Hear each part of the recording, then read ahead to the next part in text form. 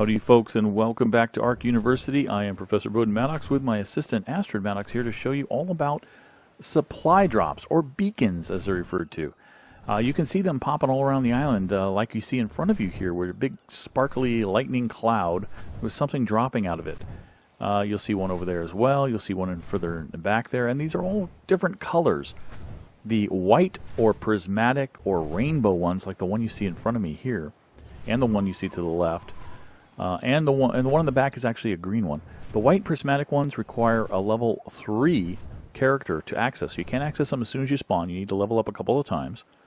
The next color up is green, as you see back there, if you can barely see it. Actually, let me fix my gamma here, and maybe it's a little easier to see. There you go, green back there. Those require level 15 to open. There's also blue next up at level 25.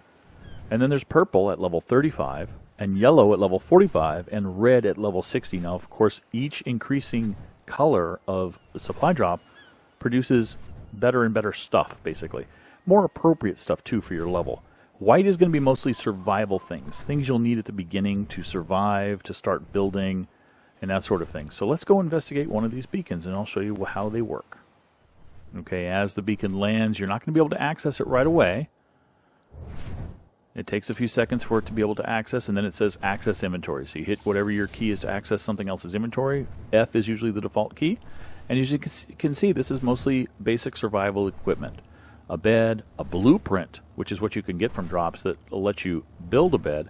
Blueprints are awesome because you don't have to spend the Ingram points to learn how to do this. You don't have to learn how to make a bed. You can just use this blueprint from now on. You never have to spend those points. And this sort of stuff. So if you want to take everything, you can do that. If you want to drag one or more items out, you can do that. As soon as you empty the supply drop, it's going to break. And the next one, the timer for the next one will begin. And eventually, the next one is going to appear. Now, supply drops appear at, there's a whole bunch of predetermined locations where supply drops will appear. But which ones appear and when they appear are going to be kind of random. And also, you might have to break a tree or a stone to get to a supply drop. It might be obstructed to some degree for you to be able to access the inventory. But there might also be situations where a supply drop is completely inaccessible, probably due to a defect in the map. The developers are aware of this, and so there are a few of them still out there on the island that you cannot get to no matter what you do. So don't get too frustrated. Now, supply drops or beacons also act like other resources, reusable resources, respawnable resources like trees or rocks. And that is, if you were to build a foundation here, if I was to lay a foundation near this beacon, or a pillar counts as a foundation, any of those things, anywhere within a radius of this area, and the radius determines upon the server you're on, but you have to get kind of close. You can't, putting one over there where this rock is in front of me, probably fine. But any closer, you're going to disrupt this beacon's ability to spawn. It will not spawn anymore. So if you see a beacon spawning somewhere and you want to be able to reuse that beacon, probably a good idea to not build right next to it. And in the latest versions of ARK, there are also supply drops now at the bottom of the sea. The deep sea supply drops. You can find some really good stuff down here. Of course, it's dangerous.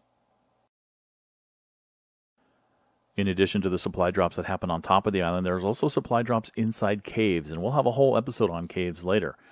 But rest assured, there are supply drops in caves as well. They have the same color scheme as supply drops outside the cave. You have your whites, you have your greens, and your blues, and potentially yellows and reds and so forth. So keep that in mind. You can find some really good stuff in the caves. And finally, you can get drops from seasonal things, such as Raptor Claws around Christmas time. He drops Christmas presents, which act just like supply drops. You can find cool stuff in here as well. In fact, sometimes stuff that you can't get anywhere else. Well, folks, I hope that this helped you understand a little bit about supply drops and you got something out of it. Thank you for watching. I'll catch you next time. Bye-bye.